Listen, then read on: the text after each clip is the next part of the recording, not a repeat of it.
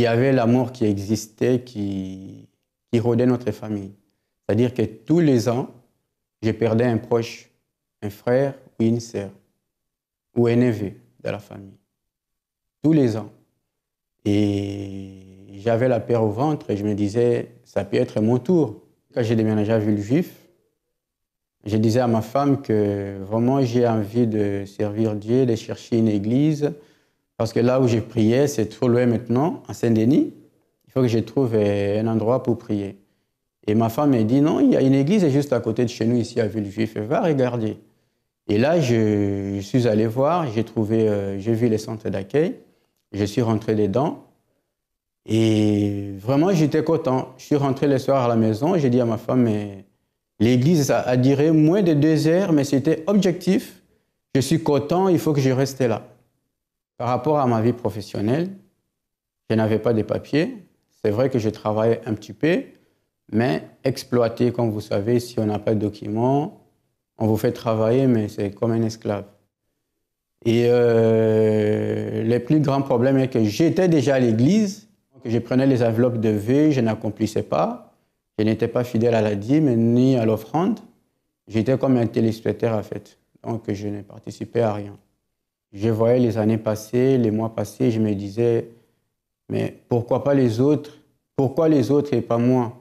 Les autres témoignent. Mais est-ce que Dieu il est injuste? Non. Donc j'ai pris cette décision d'être fidèle à Dieu, dans les dîmes, dans les offrandes. J'ai participé dans les campagnes d'Israël. La campagne d'Israël, c'est une opportunité que Dieu nous donne pour changer les situations. Parce que il n'y a pas de victoire sans sacrifice. Ma femme est priée ailleurs. Aujourd'hui, je peux dire que la famille est réunie. Nous sommes à l'église, ma femme et les enfants. Même au pays, je vous disais tout à l'heure que par rapport aux situations qui s'est passées dans la famille, tout va bien. Et ma vie professionnelle, j'ai eu les papiers, j'ai eu une formation. Et au mois de décembre, quand on a fait la campagne de Mirail de Jéricho, donc la première semaine, quand j'ai pris l'enveloppe, j'ai rencontré un ami. Au bout de 2 jours, la personne me rappelle et il me dit, je te donne telle adresse, allez-y avec tel document. Il y a quelqu'un qui va te recevoir demain, à 10 heures. Je suis allé et la personne m'attendait. Après, il m'a dit, je pense que la personne qui vous a envoyé ne peut pas m'envoyer la mauvaise personne. Tout de suite, il m'a fait signer un CDI, alors que je manquais même des papiers à fournir. C'est là que j'ai compris que je n'étais pas seul, Dieu était avec moi. Comme je disais au début, il n'y a pas de victoire sans sacrifice. Donc ne soyez pas à l'église comme des téléspectateurs. Donc il faut participer à tout ce qui se passe à l'église. Je souhaite à tous la bienvenue et voici une nouvelle semaine qui commence et l'opportunité toujours de pouvoir lutter et de pouvoir avancer dans sa vie. Vous savez, beaucoup ont perdu la vision, beaucoup voient peut-être la nouvelle semaine comme un fardeau, comme une charge encore sur elle. Mais pour nous, c'est l'opportunité d'avancer. Des problèmes, il y aura toujours des problèmes. Des difficultés, il y aura toujours des difficultés. Mais la bonne nouvelle, c'est que avec la foi, nous pouvons tout vaincre. Tout est possible par la foi. Vous allez encore voir en ce moment d'ailleurs le témoignage de Brunhilde. Vous allez voir de quelle manière elle a réussi à vaincre. Comment est-ce qu'elle a pu changer la situation de sa vie. Ce qui peut vous arriver aussi si vous prenez la décision sincère de vous engager dans ce combat de foi. D'ailleurs, je vous invite, Dieu vous invite à travers cette émission à lui donner l'opportunité de se manifester dans votre vie. Sans plus tarder, voyons en ce moment le témoignage de Brunhilde. Lorsque mes parents se sont séparés, je l'ai très mal vécu. J'avais 14 ans et à ce moment-là, j'avais une haine à l'intérieur de moi. Je ne savais pas comment l'exprimer, mais j'entendais souvent ça de la bouche de mes amis à l'époque. Et lorsque mes parents se sont séparés, je l'ai très mal vécu. J'ai commencé à avoir beaucoup de problèmes à l'école, moi qui étais une élève très brillante. Et je ne comprenais pas.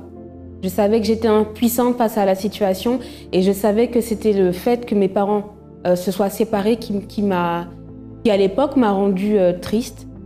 Donc j'ai commencé à grandir comme cela Et vu que c'était une période où j'avais vraiment besoin d'un père, d'un repère, et ben je ne l'ai pas eu. Donc c'est à ce moment-là que j'ai commencé à me renfermer sur moi-même, à compter sur moi-même, à ne plus faire confiance à qui que ce soit. Et vers la vingtaine d'années comme ça, entre 14 et 15, 20 ans, j'étais tout le temps triste. Et je ne savais pas à quoi cela était dû. Et à chaque fois que j'essayais de mettre justement des mots à ma situation, et ben ça me faisait mal.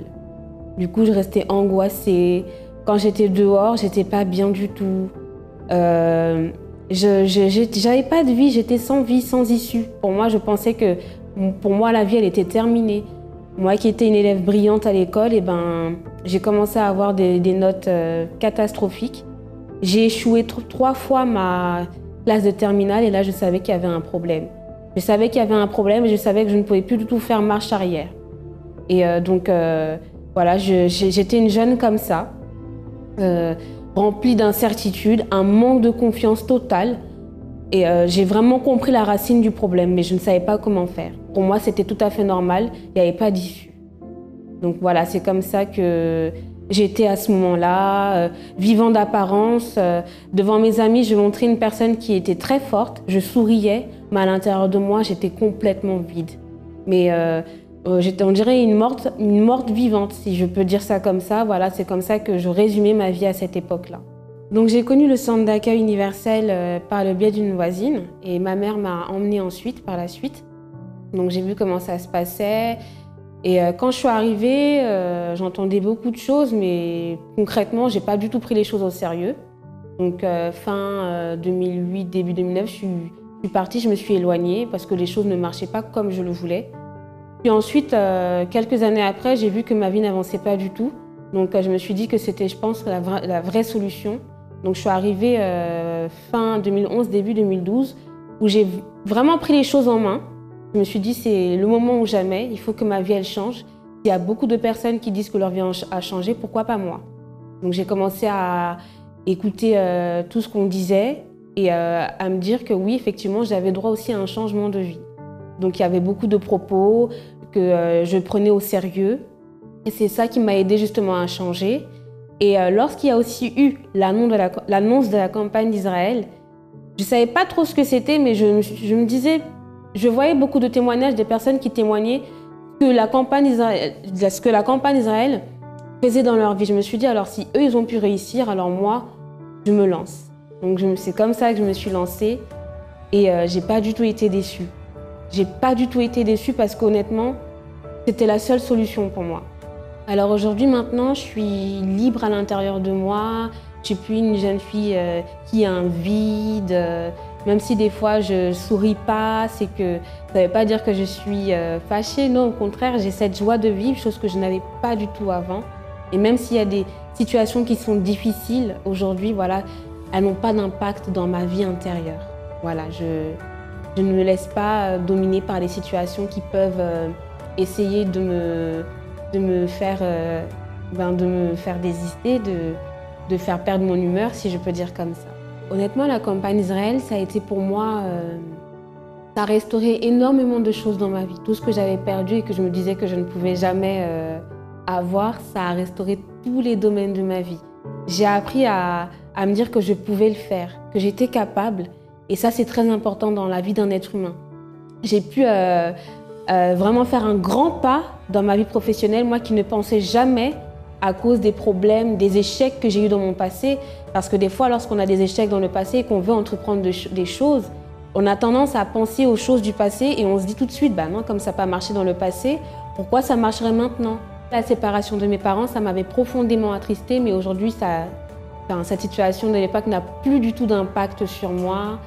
Et au contraire, justement, j'apprends beaucoup et je sais que j'ai encore d'autres choses à apprendre. Et pour moi, je suis vraiment épanouie de me dire que même en ayant échoué dans mon passé, aujourd'hui, voilà, j'ai pu faire un grand pas dans ma vie professionnelle. Je suis actuellement encadrante, moi qui ne pensais jamais parce que voilà, j'avais échoué dans mes études et je me disais que sans diplôme, je ne pourrais aller nulle part. Mais non, j'ai vraiment cru en moi et aujourd'hui, je suis vraiment une jeune femme qui profitent, qui me découvrent à chaque instant et je suis vraiment contente. Nous sommes en ce moment déjà dans une nouvelle période, je dirais. Nous sommes dans les 5 derniers mois. Il nous reste 5 mois avant de finir l'année. Hier, je disais, plutôt samedi, je disais qu'il y a des personnes qui ont déjà baissé les bras. Des personnes qui se disent, voilà, on a déjà passé la moitié de l'année. 5 mois, c'est trop juste pour que les choses puissent changer dans ma vie. Et beaucoup alors se croisent déjà les bras, attendant l'année 2018 pour se dire, je vais attendre la nouvelle année pour pouvoir m'investir à fond pour changer les choses. Non, mes amis, votre réussite ne peut pas dépendre du temps. Votre réussite ne peut pas dépendre du mois ou de l'année. C'est maintenant, l'opportunité elle est là. Pourquoi attendre? Et vous êtes en train de recevoir une opportunité. Je suis en train de vous dire que les choses peuvent changer dans votre vie. Mais il va falloir s'armer de confiance, de détermination et de foi. Parce que c'est possible qu'il y ait un changement. Vous allez découvrir en ce moment l'histoire de Nice.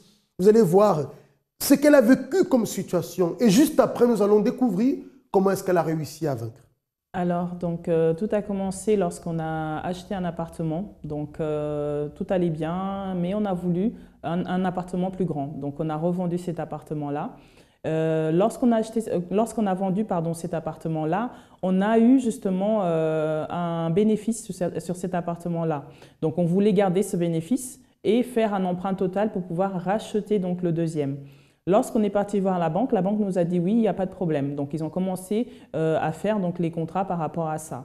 Ensuite, chaque fois qu'on voulait justement aller signer, qu'on leur demandait si c'était prêt, ils nous disaient non, non, le directeur n'est pas là. Enfin, il y avait toujours une excuse. Et nous, on n'avait pas compris pourquoi. Donc, lorsqu'ils nous ont enfin appelés pour pouvoir aller signer ce contrat, on s'est rendu compte au fait que le contrat initial qu'on avait demandé, qui était à la valeur de 210 000 €, n'était pas ce contrat. Ils nous ont fait un contrat de 170 000 €. Et donc, ils exigeaient de nous qu'on vienne à mettre au fait, les bénéfices de la vente de l'autre appartement sur l'achat de celui-ci. Et lorsqu'on leur a dit que non, justement, ce n'était pas ce qu'on avait demandé au départ, ils nous ont dit de toute façon, vous n'avez pas le choix. C'était soit on empruntait cet argent pour donc régler l'amende, soit à ce moment-là, on empruntait donc, pour pouvoir acheter l'appartement. Et c'est ce qu'on a fait. Donc, on a acheté l'appartement et jusque-là, donc, tout allait bien. L'appartement était magnifique. Le seul souci, c'est que quelques temps après, donc, mon mari et moi, nous étions dans la même entreprise. Et nous avons eu un licenciement économique. Donc, nous avons été licenciés tous les deux. De là, on a dû mettre cet appartement donc, en location. Donc, tout se passait très bien avec ces locataires. Seulement, à un moment donné, ils ont arrêté de payer. Donc, pendant plus d'1 an, ils n'ont pas payé le loyer. Nous, on était déjà en location dans un autre appartement. Donc, du coup, on avait 2 loyers à payer. Et à un moment donné, donc, on s'est senti étouffé par rapport à ça. Seulement, il faut savoir que lorsque la banque vend l'appartement par rapport à la justice, donc, ils ne vendent pas au prix d'achat, malheureusement. Donc, ils ont vendu l'appartement à un prix inférieur. Ce qui fait qu'on devait encore plus d'une 60aine de mille d'euros. Et encore une fois, c'était une situation assez pesante parce qu'il faut savoir qu'on était locataires, donc on avait réussi à trouver un travail tous les deux, mais on a 4 enfants, donc il y avait pas mal de situations qui faisaient qu'on n'arrivait pas, on va dire, à payer aux échéances ou alors même à payer parfois par mois. Il y avait des mois où c'était plus serré que d'autres. Donc, on n'arrivait pas à payer les deux au fait. Et donc, par rapport à ça, donc, on a dû faire un dossier de surendettement auprès de la Banque de France. Et donc, arrivé là, donc, on n'a plus droit de chéquier, plus droit de carte bleue normale. Enfin, on n'a pas de vie. On n'a pas de vie. Et là, on s'est vraiment senti toucher le fond parce qu'on n'avait jamais vécu comme ça, mon mari et moi. Et vraiment, c'était une situation pas possible. Et même à la maison, ça créait des tensions. C'était devenu à un point où on n'arrivait plus à s'en sortir. Donc, à partir de là, j'ai su que le seul moyen, c'était vraiment de prendre une décision finale par rapport à ça parce qu'on était arrivé vraiment au point où il fallait prendre une décision. On était au bord du gouffre. Vous savez que nous sommes à votre disposition, quel que soit le problème ou les problèmes que vous traversez en ce moment. Vous pouvez nous contacter et certainement, vous recevrez la direction dont vous avez besoin. Et en sachant aussi que les portes du centre d'accueil sont ouvertes tous les jours. Et aujourd'hui, lundi, nous sommes là pour vous recevoir. Quelle que soit la situation que vous traversez, aujourd'hui, vous pouvez trouver l'orientation qui va vous aider, le soutien, la direction qui va vous permettre de voir clair dans la situation que vous traversez. peu importe si elle est familiale, si elle est sentimentale, vous avez besoin d'un conseil, nous sommes à votre disposition. Vous avez notre contact, alors n'hésitez pas à nous appeler. Et je suis sûr que cet appel vous fera du bien, parce que ce ne sont pas des paroles en l'air que vous allez recevoir, mais des paroles de vie qui vont vous fortifier, qui vont vous aider. Ce sont ces paroles de vie que Eunice a reçues ici, qui lui ont donné la force de persévérer, de lutter et d'obtenir la victoire que vous allez découvrir en cet instant. J'avais déjà essayé donc à plusieurs reprises de lutter par la force de mes bras, c'est-à-dire que j'allais de bureau en bureau, je cherchais une solution à mon problème, mais je n'arrivais pas à trouver. À chaque fois, je ne trouvais que des portes fermées, des non comme réponse et je n'arrivais pas à avancer. Donc à ce moment-là, j'ai su qu'il n'y avait qu'une seule solution, c'était vraiment de sacrifier. Pourquoi? Parce que j'avais à l'intérieur de moi une révolte contre cette situation-là. Je me disais, mais comment ça se fait? C'est une injustice. C'est pas de notre faute si on en est arrivé là. Alors comment ça se fait qu'il ne voit pas ça? Comment ça se fait qu'il n'arrive pas à nous aider par rapport à cette situation? Donc là, je me sentais, comment est-ce que je peux dire ça? J'avais pas de la haine, mais une révolte en fait. Une révolte par rapport à cette injustice-là. Et je me suis dit non, il n'y a que Dieu qui peut justement changer ma vie parce que mon Dieu, le Dieu en quel je crois, c'est un Dieu juste. Alors à ce moment-là, j'ai écouté tout ce qu'on me disait, j'ai mis en pratique parce que j'avais la certitude à l'intérieur de moi que ça allait marcher. Parce que tout ce que j'avais fait dans les campagnes passées, ça avait déjà donné ses fruits. J'avais déjà vu la main de Dieu. Alors là, je savais que ça allait marcher à nouveau. Mais pour ça, il fallait que je tienne bon et que je reste ferme. Mais j'ai tenu bon parce que je savais que dans tout ça, justement, plus c'est difficile et plus je voyais la main de Dieu parce qu'à l'intérieur de moi, il mettait une certitude. C'est comme s'il me disait, ma fille, je suis avec toi. Continue, persévère et tu vas y arriver. Et donc, ça me fortifiait jour après jour à me donner davantage dans ce que j'étais en train de faire, dans ce que j'étais en train de construire. Et je lui demandais même aussi, mon Dieu, montre-moi ce que je peux faire de plus. Qu'est-ce que tu veux que je fasse? Ça, je l'ai fait, ça, je l'ai sacrifié, mais qu'est-ce que tu veux que je sacrifie à nouveau? Qu'est-ce que tu veux que je fasse? Et là, j'ai commencé aussi à voir dans mon intérieur, pas seulement dans le matériel, pas seulement dans le physique, pas seulement dans le spirituel, mais aussi dans mon intérieur. J'ai commencé à voir certaines failles que j'avais encore à l'intérieur de moi et j'ai commencé à dire non, mon Dieu, à partir d'aujourd'hui, je vais changer. Tu m'as montré ça, alors je vais enlever de mon caractère. Je vais faire ci, je vais faire ça. C'est-à-dire que c'était vraiment le sacrifice total. Je l'ai fait de façon totale parce que je voulais que ce problème change. Alors j'ai dit non, ça ne va pas seulement se limiter au spirituel, au physique et au financier, mais à l'intérieur de moi aussi, je vais enlever tout ce qui ne va pas et je veux le changement dans ma vie. Alors j'ai foi que Dieu va honorer.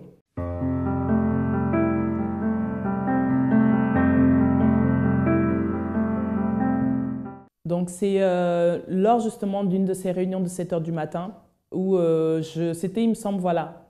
C'était le lundi, pour la vie financière exactement, en plus. Et j'étais partie à 7 h du matin et après, à la fin de la réunion, quelque chose m'a touchée en me disant « Va à la Banque de France. C'est là où tu as ton problème, alors va à la Banque de France. » Et justement, là où on était, il y a une Banque de France qui n'est pas très loin. Et pendant 1 heure, j'ai erré dans le froid parce qu'il fallait attendre 1 heure pour que ça ouvre. Et pendant que j'errais dans le froid, j'étais là en prière à l'intérieur de moi. Je demandais à Dieu, j'ai dit, mon Dieu, si tu as touché mon cœur pour pouvoir justement aller là-bas aujourd'hui, c'est pas en vain. Je ne vais pas arriver là-bas et sortir de là-bas sans avoir cette victoire que tu as promis. Donc, je dois aller là-bas, certes, mais en arrivant là-bas, je vais sortir avec la victoire. Et en arrivant là-bas, donc j'ai donné ma pièce d'identité et la dame me dit bah, « je ne trouve rien ». Il faut savoir qu'avant ça, j'avais agi ma foi, j'ai pris l'enveloppe et je l'ai posée sur le comptoir. Et là, elle me demande pourquoi je suis venue. Je lui ai dit pourquoi j'étais là. Je lui ai tendu ma pièce d'identité et elle regarde dans son ordinateur et elle me dit « je ne vois rien ». J'ai dit « madame, vous pouvez réessayer ». Elle regarde et me dit « je ne vois rien ».